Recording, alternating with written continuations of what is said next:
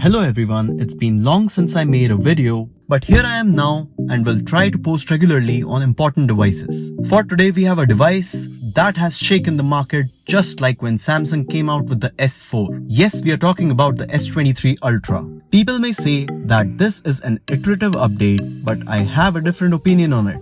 Clearly, it has a very similar design to that of S22 Ultra, but it has been refined.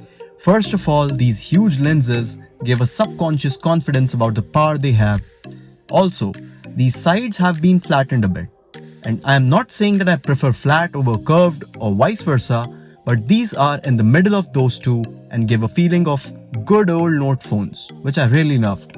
But undoubtedly, this is a huge and bulky phone with a lot of heft and has some amazing color options. If you have medium-sized hands, like me, you got to use both your hands from time to time. So overall, there is only one thing I would like them to change, and that is stainless steel band.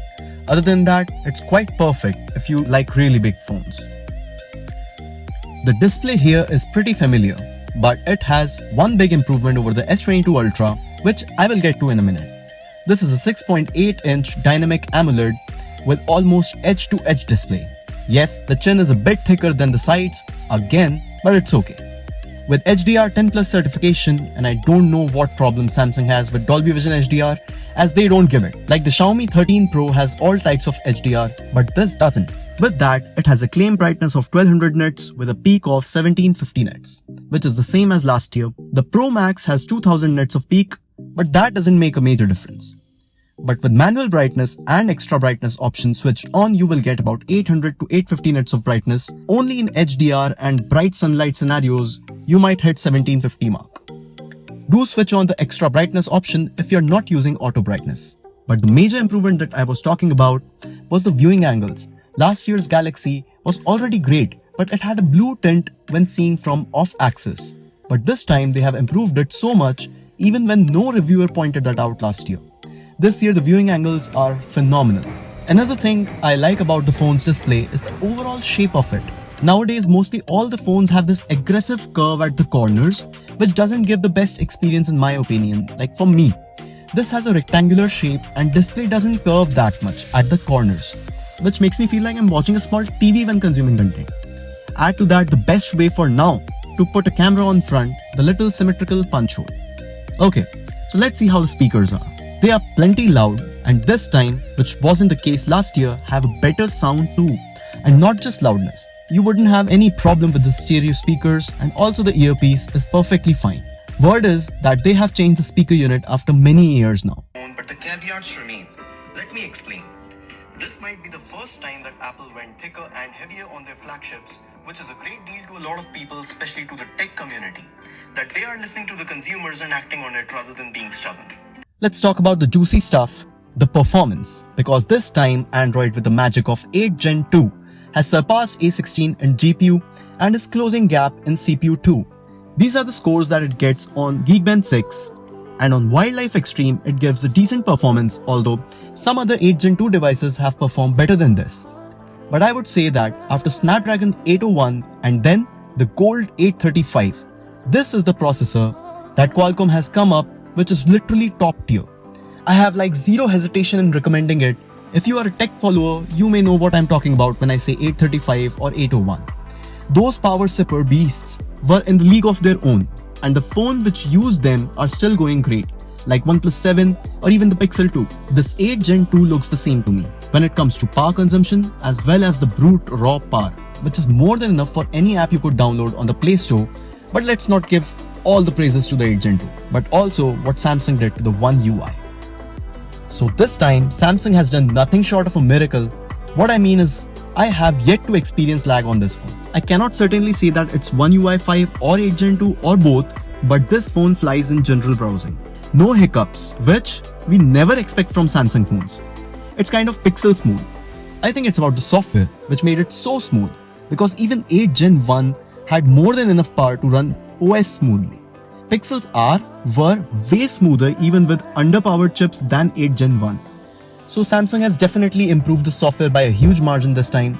And actually, I would be really happy if they keep improving the One UI consistently. People are saying that it's an iterative update, but it turns out that for me it's one of the biggest update that Samsung has brought in years. They have refined everything. Whatever I used to think in S22 Ultra, which should have been polished there, those specific parts are literally polished here. And that makes all of the difference in user experience. Plus, the little tricks like coloring with S Pen can be a good stress releaser. When one starts using S Pen, then there are many things that they can do with it. I even scroll Instagram with S Pen because it feels easier. What about the cameras? Well, that's a mixed story. So when we take the point of reference as S22 Ultra, it's really difficult to improve every year over what was already one of the best.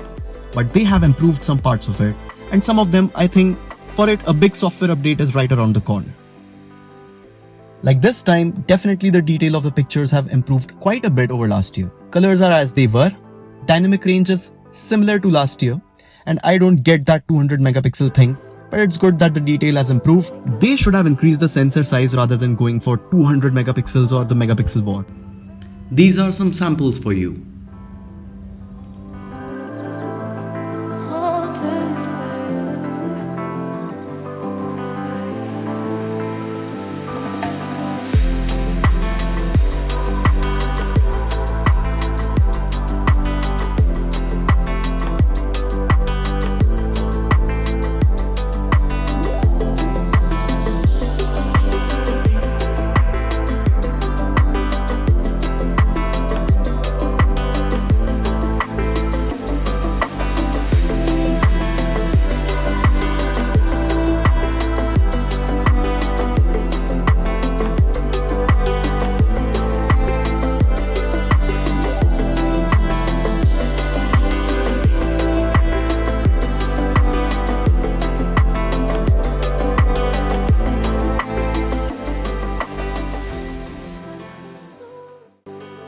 About the video, if you give enough light, you're going to be amazed by the quality of the video this phone captures in 4K. And yes, this time it has 8K and 30 FPS too, which is quite stable. But I think the colors and processing is still far better in the 4K. And I don't even see the purpose of 8K yet, when most of our displays, be it TVs, monitors, laptops or phones, are not even 4K. But it's good that they are improving, because in a year or two, when 8K would actually be a thing, Samsung might perfect it by then. But the night mode video is another thing.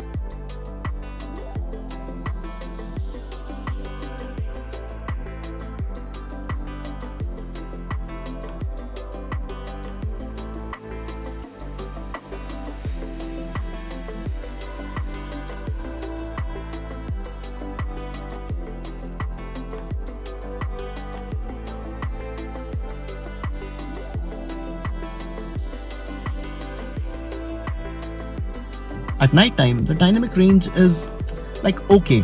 The highlight control is much better, but there is still a whole lot of noise. Yes, almost all the smartphones have it. iPhones are an exception. People say iPhones have much better quality of video at night. Well, I think iPhones dial down the exposure, so the noise is low at the cost of information.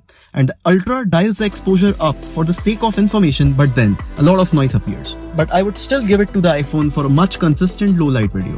Plus, the social media apps camera still has much better quality on the iPhones than any Android, even when companies claim that they have collaborated with social media companies to optimize the quality. And in zoom or ultra-wide photos, I think this phone is the best.